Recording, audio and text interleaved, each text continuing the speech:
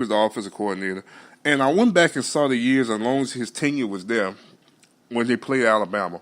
And I went checked off. He scored 17, 17, 13, and 16 when he was there. He averaged 15.8 against Alabama. So you can might as well round that up. You might as well say he averaged 16 points against Alabama. You know, the last two times when LSU was at home, they've been shut out twice. Now, with Matt Canada last year, I forgot to pull up the score from last year, but they did hit the board, I think, two times last year. Didn't have the right quarterback to beat Alabama because I said it before, even when Georgia did it, when Florida State did it earlier in the year. You got to take your shots against Alabama because they struggled to me with the deep ball. And it showed against Florida State week one, and it even showed in that game against Georgia in the championship game last year. It did show. Now, here's my thing about that is, let's state, going forward, now, in the system that he had Mettenberger for a while, and he went through Anthony Jennings, Brandon Harris, and guys like that for a little while when they was there. But when you think about it, he had the guys that fit his system. Physical offensive line, he had a running back between Jeremy Hill, also with Fournette, Kenny Hilliard, Darius Geis, all these guys. He had backs in the backfield. He had receivers coming in with, Odell Jarvis and, Traven Durrell. I'm just naming off the dome. Malachi Dupree was all in that system for a while. So, yes, this is all Cam Cameron's system to a degree. All right? We can't score none under Ismail, whatever his name is. This team is a long way from home, man. A long way from home from getting over the top to beat this football team.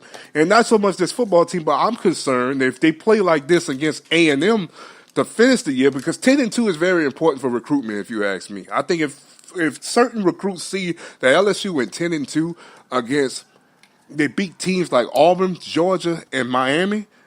I know Miami has fallen and Auburn has fallen, but Georgia, who's still in contention for a national title, especially what's going to help LSU if Georgia do beat Alabama in the SEC championship game, and LSU still find a way to get to the Sugar Bowl and play somebody who let's just say they play Oklahoma and they beat Oklahoma. Don't you know that if LSU defeat all Oklahoma, once again, they would have took 4 out of 5 teams from last year's previous in the hunt for a national championship. They would have defeated 2 teams that played each other in the Final Four in the same year. If that happened. So you will find yourself at 11-2. Best that you have been in a while since 13-0. Remember that. 11-2. With a full head of steam. Perfect time to make a change of offense. Change the system up. Change the culture. I think Joe Burrow can be a better quarterback if he had a better offensive coordinator. If he had a more modern offensive coordinator. If he had a coordinator that was more into seeing how today's games is run with the RPOs. Also with, how they spread people out, how they get their best athletes on the field at any position. You see how that's going on in NFL. Taysom Hill is a third-string quarterback, and he's playing tight end, running back, wide receiver. He's playing on special teams. You can't keep athletes off the field in football no more, regardless of the position. That was to me, if you ask me, that's been a problem with Les Miles in the past. Louisville, and I know I'm switching schools right quick, but Louisville is open because they fired Bobby Petrino.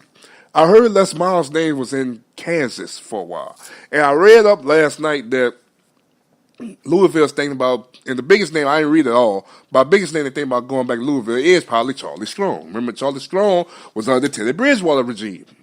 I remember because I went to the Sugar Bowl when Charlie Strong took his team defeating one of his former teams in the Florida Gators. Bad. First play of the ball game was a pick 6 in the end zone. So Charlie Strong had Louisville going in the right direction. Now, granted, it was in the Big East at the time, and I think he left just before they went to the ACC. But I think if Charlie Strong because he's a hell of a recruiter, if Charlie Strong goes to Louisville, it's going to be a great scene going on down there. Because if you ask me, the ACC is at its lowest of the peak. Now, they're supposed to get a network, but I'm sorry, this network was made for basketball. See how the SEC network came around football season?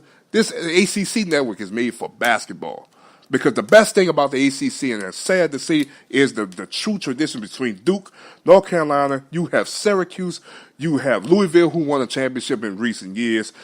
You have Pitt, you have Notre Dame, you have Miami have a couple of sprinkle of good seasons every once in a while. Florida State as well, Wake Forest. I'm just continue to name people who some of the best basketball programs in the country.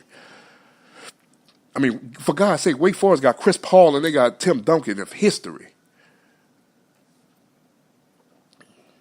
Then they got in Georgetown in the ACC with basketball. I believe they are. I mean, you have so many names, man. This is made for basketball, not football. This ain't like the SEC when you think about the Auburns, the LSUs, the Floridas, the Georgias, the Alabamas. This is made for basketball. Now, I think granted, the ACC do have good programs for football. Clemson being the one. I think Florida State's just more traditional in the conference. Then if Louisville can get back, that would be a plus. Miami went through a hardship this year. I mean, Jesus Christ, the team lost 4 straight games to start from previous season, and they just had to win. I think it's Old Dominion. I think that's who they played the week 2. I forgot. Sanford, one of the two. This team haven't been good all year long, but I'm not too sure. But if you ask, but back to LSU, I'm gonna say it. I'm gonna wrap this up because I've talked too long about it. You find yourself, and let's just hypothetically play Oklahoma. You have played 5 teams from last year's previous top 5 in college football. In Miami, in Auburn, in Georgia, in Alabama, and Oklahoma. You have played 2 teams that played each other out there in Pasadena. If you defeat both, you defeated 2.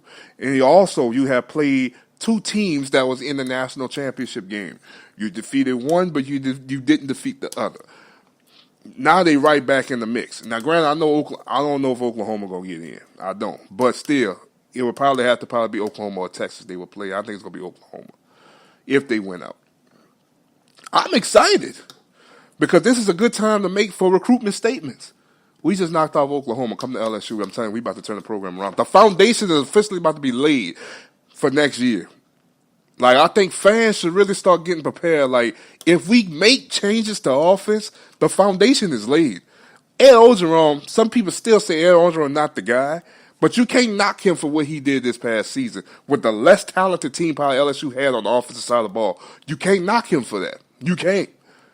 I know a lot of people still say, we still going with the hometown guy, but you cannot knock because he don't have the Leonard Fournettes, the Darius Geises, the Malachi Duprees, the DJ Charks. He don't have Odell Beckham. He don't have the talent that Les Miles had in years past.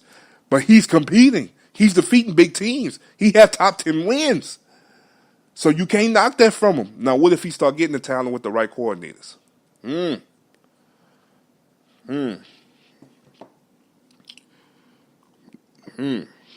telling you. Now we got a story to talk about. Let's move on because I've been on this for too long. Studs and duds of the week. Studs and duds of the week. So let's go ahead on and let's discuss my studs and my duds. I'm going to start with the maybes this week. My first maybe would be the Cleveland Browns with the big win over the Atlanta Falcons on yesterday. Could this be the turning point for this franchise with a major win over a mid-level to expert-level franchise in the Atlanta Falcons? I think this could be a turning point. Now, I'm not saying they're making the playoffs, but I think this could be a turning point for the Cleveland Browns. The Tennessee Titans, back-to-back wins. They did get a win on Monday Night Football against the Dallas Cowboys this past Monday, and they also got a big win over the New England Patriots this past weekend. I think they are really trying to make a answer to win the AFC South, competing with the Houston Texans.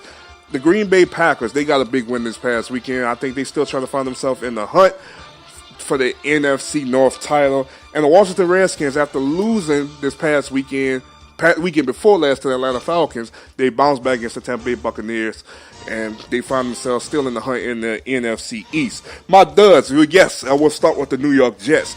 The Jets did let me down this past weekend. I'm very upset with the Jets. They was my starting fantasy defense against the Bills against a nobody quarterback. They gave up 41 points. Todd Bowles needs to be fired. It's time to move on because he is not the answer for the New York Jets. I will come back to the Jets. The Pacers, they did lose this past week to the Tennessee Titans. Like how Deion Lewis said, the Pacers like to go cheap, so that's what they get when they go cheap. The Atlanta Falcons, they did lose to the Cleveland Browns. Kind of disappointed now to find themselves behind in the NFC South. The Cincinnati Bengals. The Bengals will remember this game against the New Orleans Saints and probably the game before that with the Kansas City Chiefs if they don't make the playoffs and win a playoff game with Marvin Lewis. I think this is probably going to be the end. And I don't think they're going to make the playoffs. I think this is going to be the end of the tenure of Marvin Lewis with the Cincinnati Bengals. The Oakland Raiders, guys, we just going to leave that alone. The Carolina Panthers get pounded on Thursday Night Football. The Jacksonville Jaguars they just degressed into the progress from last year. And the Tampa Bay Buccaneers, 500 plus yards of offense, only 3 points. That's not going to get it done. So, my studs this week. New Orleans, Kansas City, the Rams, Chargers, Steelers, and Bears. And I want to throw in one more maybe the Dallas Cowboys, because the Cowboys, now I'm not just saying they're a stud, but I will say that maybe Dallas, after the big Sunday night win, after losing on Monday night, they come back and get a win on last night against Sunday Night Football. So, music went out. I did finish on time. So, let me just go through my studs. Let's start with the Chiefs. The Chiefs, they did struggle a little bit against Arizona, but they did get the win. They got the big Monday night matchup coming up with the Rams next week. That's going to be very, very interesting to see. The Chargers, they did get the win against the Oakland Raiders. I'm very happy to see that. The Pittsburgh Steelers, they helped out the Saints this past weekend. They did, on past Thursday night, they did knock off the Carolina Panthers for reasons to help New Orleans if they continue to win. And the Chicago Bears, who we're going to see on Sunday night. I'm ready to see that one against the Minnesota Vikings this weekend coming up. So, you know what time it is now. Yes. Saints, Bengals, 51-14. This game was pretty much over before, probably at halftime. They didn't really mess around. The Saints scored on every drive except the final drive when they took a knee. But they scored on every drive. They had 5 touchdowns in this game. And now the Saints starting to really gain momentum with a struggling Philadelphia Eagle team coming in. Don't let this be a trap game coming in this Sunday afternoon on this coming up weekend, getting ready before the weekend before Thanksgiving with the Atlanta Falcons coming in. So, what do y'all think about this one? I was impressed. Very impressed. Drew Brees went 22 for 25, 265 yards, 3 touchdowns. Drew Brees has officially passed Brett Favre for second all time in touchdown passes. Also, Mark Ingram, who had a big day, 13 carries, 104 yards. He had 1 touchdown in receiving. And Michael Thomas, yes, sir, that man, 8 receptions, 70 yards, and 2 TDs. This game was so bad, the Bengals fired their offensive coordinator, Terrell Austin, on yesterday or early this morning. Now, also in other news, the Saints did sign Brandon Marshall to help out with the Dez Bryant Achilles injury. And I want to start with that before I go with the game, how much love that he did get on yesterday from everybody on the offense and defensive side of the ball last night in the ball game. And I think New Orleans want him. I think the team want him there. Not only the franchise, but I think the team want him there. It's starting to show a little bit. They want him there.